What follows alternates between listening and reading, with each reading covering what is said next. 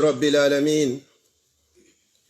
الحمد لله على نعمة الإسلام وكفى به، ثم الصلاة والسلام على محمد بن عبد الله وعلى آله وأصحابه ومن تبعهم بإحسان إلى يوم الدين. يا أيها الذين آمنوا اتقوا الله حق تقاته ولا تموتن إلا وأنتم مسلمون. يا أيها الناس اتقوا ربكم الذي خلقكم من نفس واحدة وخلق منها زوجها وبث منهما رجالا كثيرا ونساء، واتقوا الله الذي تساءلون به والأرحام إن الله كان عليكم رقيبا. يا أيها الذين آمنوا اتقوا الله وقولوا قولا سديدا يصلح لكم أعمالكم ويغفر لكم ذنوبكم، ومن يطع الله ورسوله فقد فاز فوزا عظيما. يا أيها الناس إنا خلقناكم من ذكر وأنثى وجعلناكم شعوبا وقبائل لتعارفوا إن أكرمكم عند الله أتقاكم. أما بعد، فإن أصدق الحديث كلام الله، وخير الهدي هدي مصطفى صلى الله عليه وسلم، وشر الأمور محدثاتها، فإن كل محدثة بدعة وكل بدعة ضلالة وكل دلالة صاحبها في النار. أجارني الله وإياكم وسائر المسلمين من النار، آمين آمين آمين. يا عباد الله، الحمد لله الذي فضل بعد الشهور على بعدها، وكذلك أيضا فضل بعد الأيام على بعدها، وفضل أيضا بعد الأزمنة على بعدها، وفضل بعد الأشخاص على بعدها. جعلني الله وإياكم من الذين فضلهم الله سبحانه وتعالى.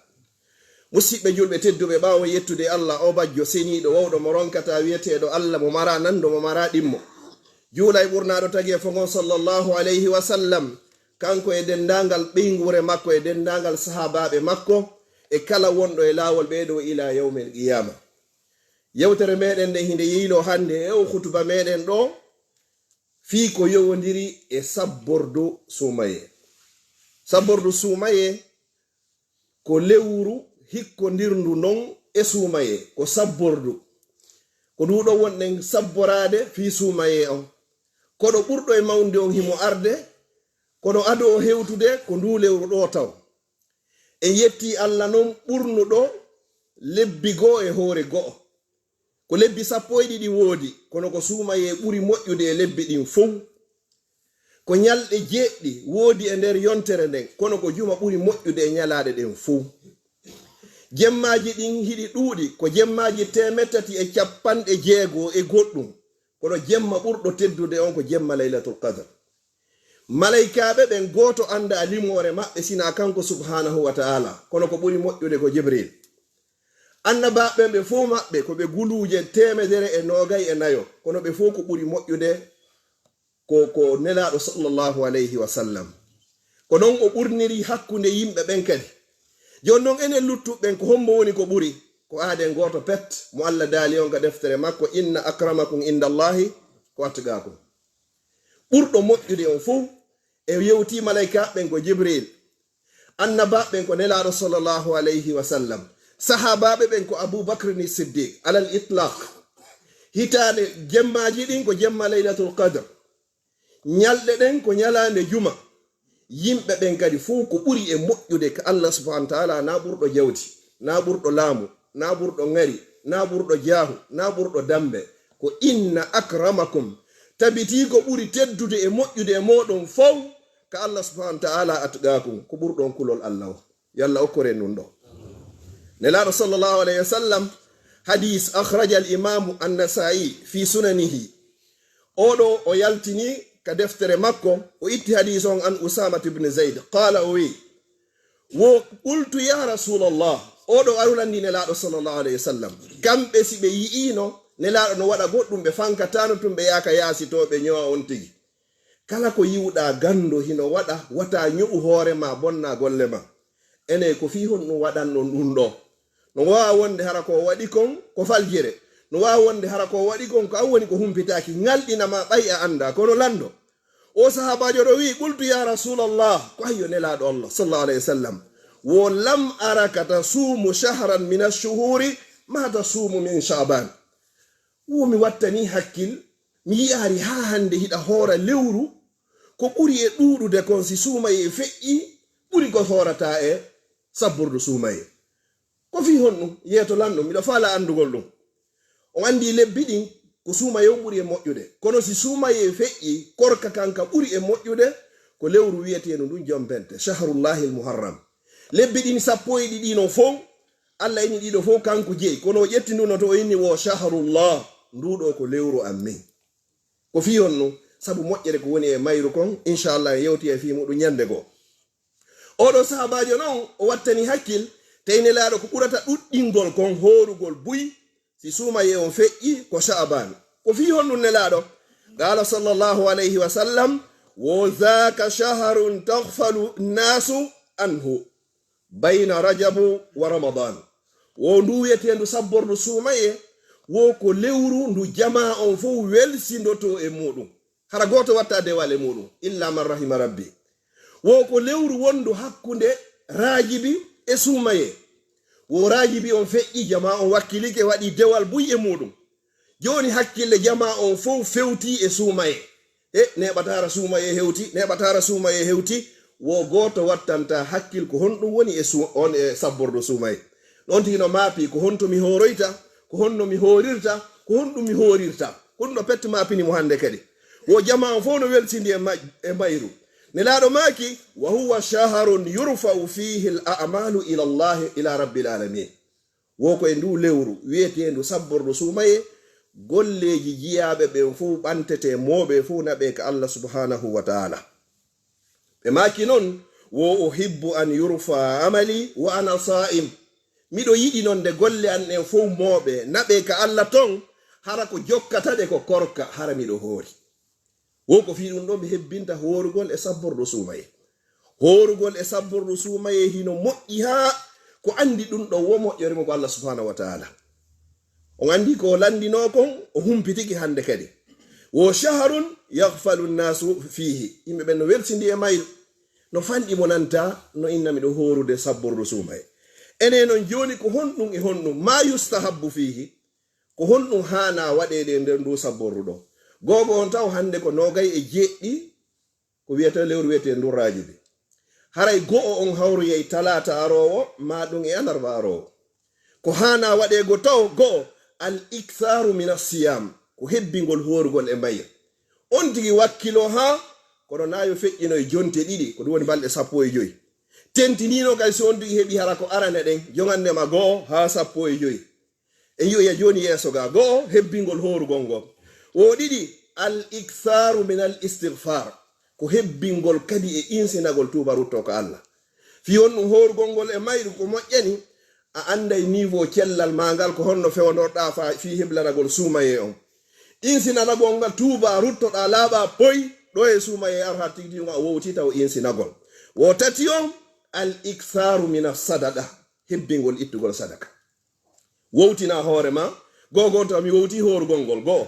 ɗiɗi mi wowti kadi wigol astaghfirullah wa atubu ilayhi ɗiɗi tati mi wowti kadi ittugol sadaka ka Sabbordu Suumayee ɗon si Suumayee on aroyi hande kadi mi ala soñjade hay e hunde fi on ɗum mi wowti ndare ni joni si compétition no wadde ni joni ballon joueur ɓe yahi waɗigol stage lewru woɓɓe yontere woɓɓe jonte ɗiɗi fi wowtingol ɓandu ɗum ɗo compétition fuɗɗade hande kadi ɗo kadi enen kadi compétition ko fuɗɗoto no gasa à partir de 18 ma 19 mois de février ko ɗum woni Suumayee on ɗo e ɗum ɗon no wowtini ɓandu ma ɗum dara ko ha honto ko lekki on ki ƴettata fiya hettu cellal mangal fiya wawu horugol na de yewgol ka médecin ɗo ƴettoygol ɗon attestation ji ma o windanama ɗon joni a wata horde mi toriki Allah ɓe wata horde ɓe fof yalla jonti ɓe cellal maɓɓe kono sabuna horugol wallahi ko nema sa perdi horugol a perdi buy kono sayi hara kay ko sabu nawnare ɓe tori Allah yalla jonti on di cellal makko ngal kono ɓe maki wo sumuta siho son hoori tun Allah ɓeydanayi on cellal ndaare ñallal gotal goɗɗo hoore ñallal gotal pet hara ko fi Allah hoori ɗangal Allah woɗɗintinama e natoygol yiite jahannama ma baynal mashriqi wal maghrib ko ɓuri hakkude fuɗirde e hirnange sabu ñallal gotal pet no tawa kadi e ko hana waɗede kon fof at-tawbatu ila Allah warruju ila Allah subhanahu wa ta'ala tuba ruttoɗa ka Allah hebloɗa fewno ɗo mino mari dolle bakkatuji hebbinoɗa e tubugol Allah mi torike ma accanan Allah mi torike ma yaafolan ka sabbordu Suumayee ɗo ko adi Suumayee Allah mi torike ma tawnan Suumayee karamo koɓe feƴƴuɓɓen si Suumayee feƴƴino lebbi jeego haray ɓe torade Allah yo Allah jaɓaɓe ko ɓe dewal ngal ɓe waɗi ngal e nder lewru Suumayee si yehi ha lutti lebbi jeego kadi ɗo yo Suumayee aru du'a maɓɓe on fof ko ɓe allahumma ballighna ramadan Allah mi torike ma tawnu men lewru Suumayee an kay ko ɗum hanɗa hebbingol fewnɗo hara na hulugol Suumayee hewti hikka kadi hara hiɗa anduno moƴƴere ko woni e nder lewru Suumayee a yelotono hara hitande en foof ko Suumayee kono ko ɓay angal andugol sina ɗum Suumayee ko nema moƴƴere hu gotu ngu waɗɗa nder lewru Suumayee sowe laabi 70 si tawi noon a perdi ɗum ɗo jonno mo wawari horde no wodi moƴƴi temedere ɗi o wawata heɓugol fi yo hewtito ɗum ɗo si tawi hara ko sabu nawnare haray ɗe toɓɓe ɗo nayi wattanen hakkille majje moƴƴa hebbingol horugol ngol si on tigi hooray kadi jogannema goo ha 15 si wona hara ko wownoɗo horugol tenen e alkamisa ma 14 15 ma wownoɗo horugol hoora hande acce janggo hoora hande acce janggo sifa korka annabi Dawud alayhi salam si tawi ko ɓeɗo haray hino yiɗano ɓe hooranaɓe ha Suumayee inne ko goo si wona ɗum karabo ko ɓe ɓeyni wo yukrahu haray dey hino aña horugol jogannema ka 15 on timmi ha ɗon Suumayee on daroyo ko fi honno noon ko fi wata e jillidir sabbordu Suumayee nu e goo Suumayee on amma no wowɓe horude ɓen ma ƴettanɓe Allah ahdi ɓe hooray tenen fof e alkamisa ɓeɗo ma ɓe hooray hande ɓe acca janggo ɓeɗo yoɓe continue korka maɓɓe kam amma luttuɗo sa hoori ha timmi 15 on haray fowto fi récupérugol seeɗa kadi fi habbagol Suumayee mi toriki Allah subhanahu wa ta'ala yo Allah tawnu en Suumayee si ɗum non feƴƴi qala nabi sallallahu alayhi wa sallam jentoɗen o hadis ɗo wo la yasuumu abdun wo hoorata jiyangel foti ko suddiɗo foti ko duhiɗo foti ko paykum foti ko mawɗo yawman ñallal gotal fi sabilillah hara ko fi Allah horirɗanga o inaari balɗe ɗiɗi o inaari balɗe tati yawman ñallal gotal hara ko fi Allah noon ngal ɗo noon sa a hooringal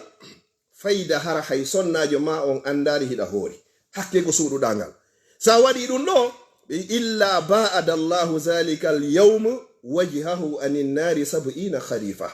subhanallah sina Allah waɗay sabu ngal ñallal gotal ngal horuɗa ɗon fi Allah o woɗɗintinoyo yeeso ma ngon e natugol yite jahannama embere ka yarete duuɓi 70 lakara ko ɗum woni settoji 70 ko ɗum holli a natoyta yite ko gotal pettugol heɓuɗa sa heɓi ɗiɗi multiplié par 2 sa heɓi tati sa heɓi 4 sa heɓi 5 kono wallahi no wodi musidɓe meɗen julɓe si Suumayee feƴƴi lutti Suumayee aro kadi ko ɗum ɗon mapini ɓe yo goɗɗum ngal mapine hiɗa wawi horde Suumayee hara goɗɗum hino manki ton gite maɗen ndaara ko ɗuytata baraji maɗi hunduko ma kon wowla ko ɗuytata baraji maɗi juuɗe maɗen mema ko ɗuytata baraji ɗin yaha ka ɗuytata baraji ma ɗum ronka heɓuɗigel husu e nder ko horuɗa kon ka nde lewru Suumayee joni noon heɓu ñalaɗe goɗe horuɗa hanaka Suumayee to ndaare julde nden sa feƴƴi julgol ɗo no fanɗi ha fanti mi innata ala juulowo ha salmina hara hakkille makko ɗen orari amijaki fi aduna no fanɗi joni noon ko nafata kon jemma ma ko nafata ado waktuji ɗin kon baraji nafiloji ɗin ko ɗum ɗon ƴettete timmino ye ko manki kon ka julde ma farilla joni noon so tawi an tawi hara ko waktuji ɗin joyi petto woni ko mapimma haray moƴƴani nelaɗo sallllahu alayhi wa sallam ñande be ñande ɓe juulayno darɗe 40 an kadi hani juulugol ɓe ko honno woni ɗen 40 ndaare calcul on waɓutuji ɗin joyi ko darɗe 17 subaka ko 2 fana 4 alansara 4 futuro 3 geeƴe 4 ko 17 hawra watta ɗon chafe witir on 3 woni yelo woni nogay watta ɗon darɗe 12 nafeteɗe ɗen ñande be ñande ɗe nelaɗo sallam maki wo kala nafanɗo Allah darɗe 12 nder ñalla Allah mahana mo suudu ka aljanna ko wonde woni ɗen 2 ado subaka 4 ado fana 2 ɓawo fana 2 ɓawo futuro e 2 ɓawo geeƴe woni 12 e honde kadi e nafugol darɗe 8 jemma sa hawtindiri ɗeɗo ko hawrata ko darɗe 40 ñande ɓe nelaɗo sallallahu alaihi wasallam nafayno ɓeɗo ko homboye meɗen kadi wona heɓde ɗeɗo ñande we ñande joni hay sa heɓata ɗeɗo fof waktuji ɗin ɗa wata wopu hay sa heɓata ɗeɗo fof ɗiɗi aɗo subaka ta wopu ɗum ko ɗen nela sallam maki wo rakata alfajiri khairu min ad-dunya wa ma fiha ɗen darɗe ɗiɗi ɗi nafeten non aɗon julde subaka baraji majje no moƴƴi ka Allah ɓuri aduna o fof e kala ko woni aduna richesse aduna o fop si waɗama e balance baraji ɗen ɗon ɗiɗi waɗama e balance hare ko ɗon ɗa ɓuri moƴƴude ka Allah to min nar noon ka menga enen ga ko fallen ko euro e dollar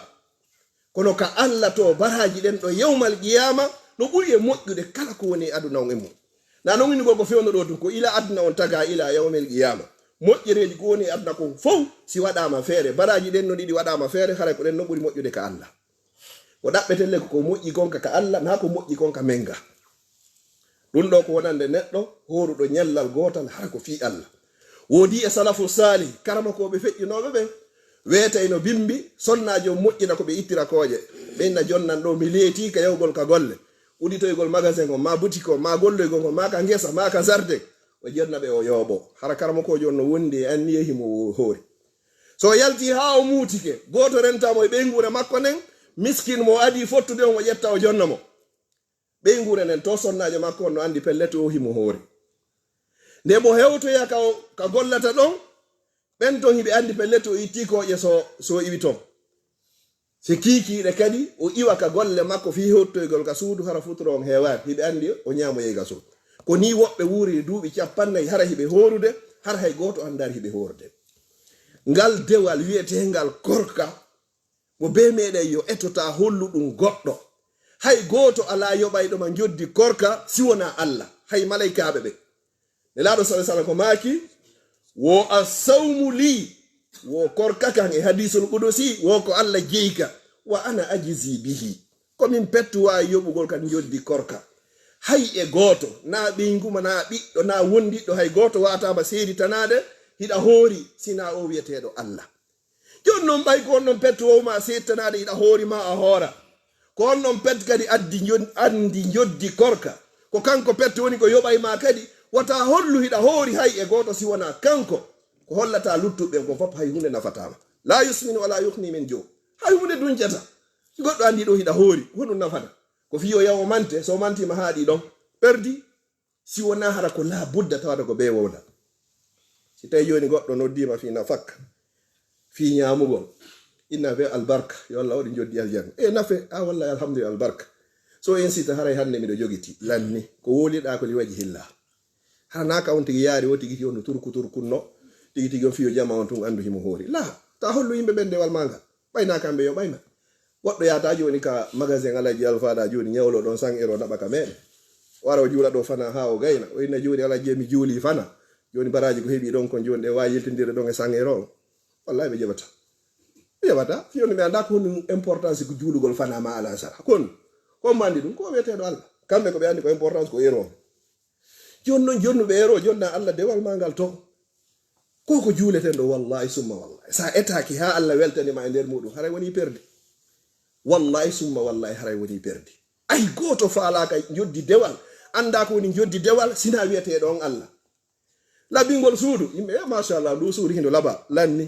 kono dewal ngal labingal ha Allah yiyangal ngal moƴƴi ko honno noon dewal labirte ko singal yaadi e qur'ana e sunna no nelaɗo sallallahu alaihi wasallam e sahabaɓe waɗirno noon an kadi waɗira noon si woopi noon haray a perdi wa zalika huwa alkhusranul mubin on ɗo woni perdi dewal ngal hingal wayi wonwa terrain on wawi dogude wo so joɗike net ka hoore raaji ka woopi gokku wo o ngal yene dewal ngal kadi ka woopi wono Allah e nelaɗo makko wirino wo a heɓoyta joddi yawmal qiyama yalla arsuko e horgol ñalɗi buy tentinino fewno ka fewndi ɗo ni fewndo goɗɗo hani profitugol a sullo to fewndo no gasa ha 6h30 haɗa memude maaro ñama ha hara taf innede 17h e seeɗani tun hara huntike gogo ñallal ngal hingal raɓɓiɗi ɗiɗi on kadi yaasi on himo ɓuuɓi kadi ɗo waɗi woɓɓe ɗo weta bimɓe kaɓe itti tehu ko yari tehu gotol lutti kadi kiikiɗe ɓe ñallal ngal fof ñama a ñamari a horari kono sa yayni ɓe horu ñallal gotal hara ɗum hino sattani ɓe kono sa yiito e joddi ɗum yewmal qiyama si Allah waɗoyi hakkunde ma nge yiite embere duuɓi 90 laakara Allah no ini inna yawman inda rabbika ka alfi sana ñallal gotal laakara no fota duuɓi wuluure aduna 1000 ans joni noon an heɓi ɗon duuɓi capanɗe jeɗɗi lakara sabu ñallal gotal haɗi wakkiloɗa lewru be lewru heɓa balɗe tati kala horuɗo lewru be lewru balɗe tati hiɗa mari baraji wa horuɗo lewru ndu fop kala horuɗo lewru wo lewru balɗe tati hiɗa mari baraji wa horuɗo hitande Allah daali ka deftere makko man jaa bil hasanati kala ardoyɗo ko Allah e moƴƴere hun gotum falahu ashru amsaliha hayɗa waɗi sappo sifa mum joni no ñallal gotal balɗe sappo balɗe ɗiɗi balɗe nogay balɗe tati balɗe capantati lewru no ko balɗe capantati dari ɗon ɗum weliri fi ko ɗum honno aba hurayra radiyallahu anhu o inni wo awsani khalili bi salasin wo ñande ko jatigijo an on giɗo an on ɗum ko nelaɗo sallallahu alaihi wasallam wo wasinomo wo piiji tati wata accuɗi ko ndi woni ɗin wogo satti wata mi walo hara mi juulare witri woni goo o ɗiɗi wo wata mi eto wata mi accugal juulugol julde walluha ko fandi gonta fewno enen sukaɓe en juulata mo juuli julde walluha baraji makko no fota wa ittuɗo sadakaji 360 360 sadaka hara ko goɗɗo juul dare ɗiɗi petti walluha e anni e laaɓuɗo ittuɗa sadakaji 360 ɗon fota baraji ka Allah ko nelaɗo sallam maki wo tammungum wo an asuma fi kulli shahrin 3 ayyam woɓe jeejila lewru be lewru yomi horu balɗe tati e nder mayru ko wiyete kon ayyamul biid joni noon sa woopiɗen ɗon 13 14 15 a woopiɗe sabu yejjitugol ma uki bagol e to heɓa balɗe tati e kala lewru ñallal be ƴettante balɗe 10 sey inama ɗo joni lewru be lewru yen horu ndu fof ɗum no satti kono ɓay Allah ko moƴƴo ko yurmeteɗo waɗa seeɗa o yoɓama buyi sina ɗum ñallal gotal e balɗe 10 simi innama ɗo joni ñande be ñande simi immike ka an mi ari ha bagage ala jiyam ɗo joni mi heɓay 10 euro gratuit mi jonna enneroɓe o kala 10 euro ñande be hara no defilay ɗo ñallal ngal fof no defilde ɗo ɗum ɗo le ko joddi e juuɗe bani adam kono sikkuɗe joddi e juuɗe Allah moƴƴere hun gotum goɗɗo ɓordo yeɓa moƴƴere hun gotum haray o ɓurdima no hakkunde leydi e kam mo ɓurdiriri no wakkiloɗe musidɓe julɓe tedduɓe Allah jarriborino e enen wuuruɓe occident Europe ga hari en accitayno korka e 3 heures du matin 4 heures du matin hara sullagol lanni subaka juulama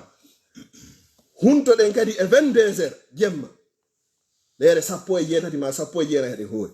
Allah taƴiniri ɗum o ɗuytidiri ha hewtiɗo hande kadi o jonni en gratuit subaka fewndo ko 7 heures goɗɗum wona juulede sulla gongol 45 minutes ma 30 minutes accata e lere juulugol ngol fewndo ni 6 heures 30 sa ñaami hara ya sulli ko ɗum ɓuri moƴƴude kadi ne laaɗo no du'ani kadi wo buuri kadi ummati wo yo Allah waɗu barki e mofti an sabu ko ɓe sulloto kon e ko ɓe huntoto kon law immo sulloɗa ha moƴƴa hoora inna min kadi inchallah Sabbordu Suumayee ndu hewti si Allah jeeɓi ko fanɗi o ko balɗe 15 wiya kono inchallah way simi heɓatade fof kono mi heɓay balɗe 5 ma mi heɓay tenenji ɗen fof ma alkamisaji ɗen fof ma ɗum mi hooray hande mi acca janngo wakkiloɗa ɗum ɗon mi andi ñallal gotal somi horingal fi Allah woɗɗintino yaylan e yiite ngen embere duuɓi 90 lakara mi heɓa yewa balɗe tati e nder lewru ndu ƴettawo décision ɗo haray hutuba on ko nanɗa waaju ngun kon nafima kona yaldoyno ye Oustaz Abdallah hande waajige ko laba fus nafata wallahi labama wo si a nani ko nelaɗo maaki kon a gollitiroyi ɗum haray hutuba on labama kono sa yeyi ɗo a manti hay hunde battinari e ma sansarima ko wonnoɗa e muɗum ɓeydarima ko alano e muɗum haray hunde nafaari haray no wayi wa yawɗo ƴogol o naɓori ɗon hara ko basagare ñallal ngal fof aɗa ƴogori kono ardata e ndiyanka suudu turiki Allah subhanahu wa ta'ala yo Allah dande en ɗum wa akhiran wo an abi umama radiyallahu anhu qala qultu ya rasulallah oɗo sahabaje kadi warno wi wo murni bi amalin yanfa'ani Allahu bihi yeto lan gollal gotal hara waɗari ɗiboyi gollal gotal bi yanfa'ani Allahu bihi ngal Allah nafirta lan ka adna o nafiroyanga ngay lakara qala ne laɗo sallallahu alaihi wasallam maki alayka bis sawmi mi torike mami jeejima duumo e korka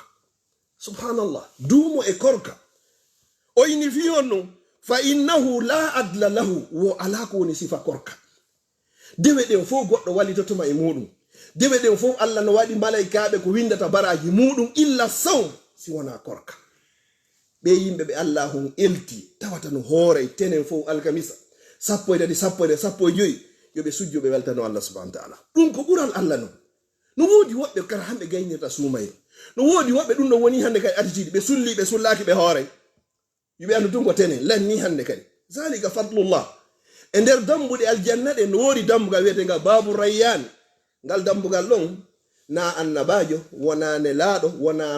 wona honnu ko naatiroyta e ngal ɗo wo ko assaimun hooreynoɓe ɓen yawmal qiyamati yunadi monadi noddayɗo noddoye ayna saimun honto hooreynoɓe ɓe woni kala mo hoorata wata immade hande kadi ko hooreynoɓe ɓen tu wata immade ɓe immo ha ɓe gasa Allah uditana ɓe dambugal aljanna gone udkhuluha nateɗo ɓenɗo ko ɗon naatiroyta side ina hooreynoɗo hay Suumayee ko kala han heɗa ngerma tun ene ko noga e jeene ka ko capantati haɗa hawji tu won noga e jeene sino waɗayno hay noga e jeetati ko ɗum yeɗatonoɗa hakke ko tawata hiɗa ami a anda moƴƴere ko woni e korka ko sida anduno e muɗum wallahi a hooreyno nelaɗo sallah sallam ɓay oɗo landikeɓe yo yeetoɓe yo nelaɗo yeetomo gollal nafaygal mo adda e lakara nelaɗo sa sallamaki alayka bi sawm mi torikema domo e korka la adla lahu e riwaya go ɓeni wo la masila lahu wo sifa korka wo ala jogagol baraji yo Allah arsika ngartika fo meɗe wawgol horugol aqulu qawli hadha wa astaghfirullah li wa lakum fastaghfiruh innahu huwal ghafurur rahim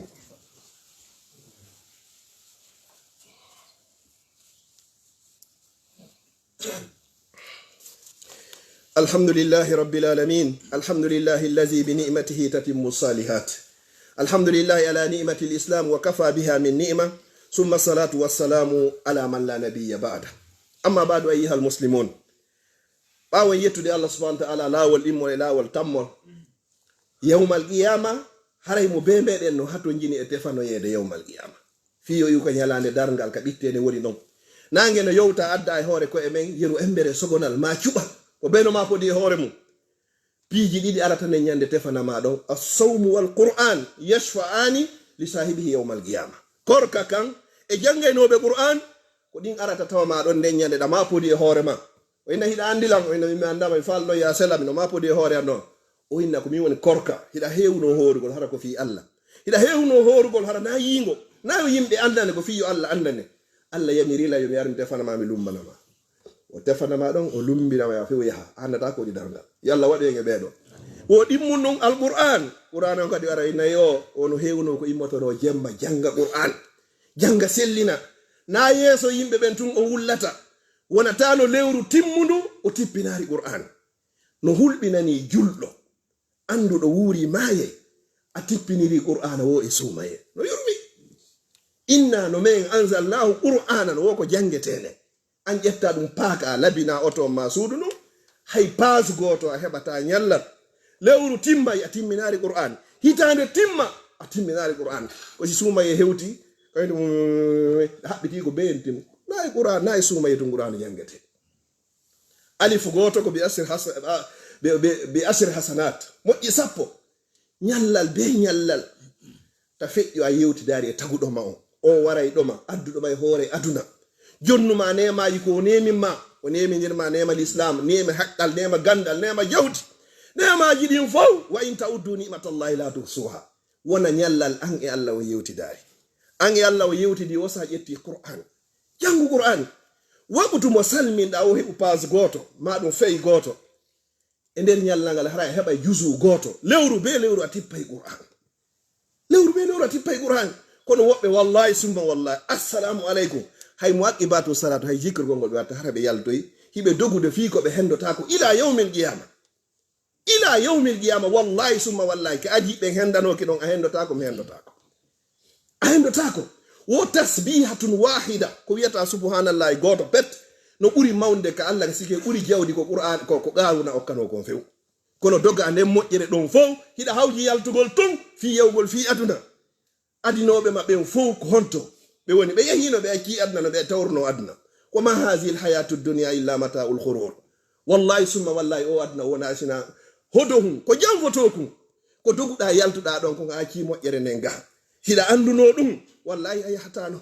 fodde hiɗa ka nder juulirde malaika no yiɗi Allah yaafo mo yurme mo jaɓan mo tabintimmo yalta to hande gange seyta ina wala a yehi kono a neeɓo yaari artuga noon kadi mi hollama mi bonnanama hande kadi kala ko yawɗa tongo fof no gasara joni menen daraɓe ballon men ko fiwata arum tawaɓe marki bi ma ɗum wonɗo darde siri ma ɗum miɗo habbi kiliyanjo ma miɗo habbi ɗum ɗo no la wallahi lawatako gomɗin hunde wotere wonki wawa mayugol hara no luttanma e arsike ko Allah windama ko yeru tuggande nesaɗal wallahi a mayata ko tuma hettuɗa fop si maya gomɗin hunde wotere si aduna on fof moɓodiri fi yoɓe arsike ko Allah jonnari maɓɓe ronkay si adna o fo moɓodiri fiyoɓe salo wata hende ko Allah winnanma ɓe ronkay rufiyatil aqlamu wa jaffati suhuf karambi ɓantanoma ɗeri kuuɗe yorino mawmen ɓe makay wo fodore taw bindi yorino ñande heɓuɗa balɗe temdere nogay 120 jours ka nder tege yummama ko nde ñande winda kala ko heɓayma e kala ko heɓata a anda mi anda toriki Allah yo Allah taw hara ko windano ko nde ñande koko moƴƴe wa akhiran kami darrinta hutuma meɗen on wo kala neɗɗo tawata o maaya hara himo hoori maɗum ñallal gotal o maaya hara himo horuno maɗum o hunto tun o hoora woɗo Allah subhanahu wa ta'ala naadoyemo aljanna wondude as-sabiquna al-awwalin adinoɓe ɓe weltiniranoɓe naata e aljanna ɓen ko kanko e ɓeɗo naati doyta Allah danda e mo lette yiite jahannama yo Allah arti ko enne ɗen maya o hara ko fi sabilillah woni ko ɓayɗen yo Allah ƴettitu en e hoore gollal moƴƴal allahumma la tufarrig hadha al-jam'u mubarak illa bi dhanbi maghfur wa sa'yin mashkur wa amali mutaqabbal mabrur allahumma ij'al jam'ana hadha jam'an marhuma wa tafarruqana min ba'di tafarruqan masuma kala marɗo ande yo Allah ittammo kala jogiiɗo soñja e sohola yo Allah ittammo kala nawnuɗo ma nawniraɗo yo Allah sellimmo marɗe meɗen ɓen toriki Allah yo Allah ɓeydanɓe kala mo jogaki yo Allah okkormo ɓiɓɓe julɓe ɓen fof yo Allah fewnuɓe hoore lawol islam e toriki Allah subhanahu wa ta'ala yo Allah tawni en Suumayee so tawni yo Allah arsike wawen horugol se wawi horugo kadi yo Allah jaɓan en mawɓe men fatiɓe fof yo Allah yaafoɓe yo Allah moƴƴinan en no moƴƴinan en ka meɗen yo Allah moƴƴinan en meƴƴina leydi lagine ndi wonude dennagal leyɗe ɗe julɓe ɓen fof ya rabbal alamin yo Allah dande en ala e wawata e jogede lamɓe meɗen ɓe yo Allah tabindi ɓe wari ko yiiɗi o yarli enen lamatere ndi yo Allah artike yugol gonga jaɓa gonga yo Allah waɗe yurmodireɓe hakkudeji meɗen rabbana atina min ladunka rahma wa hayyi lana min amrina rashada subhana rabbika rabbil izzati amma yasifun wa salamun alal mursalin alhamdulillahi rabbil alamin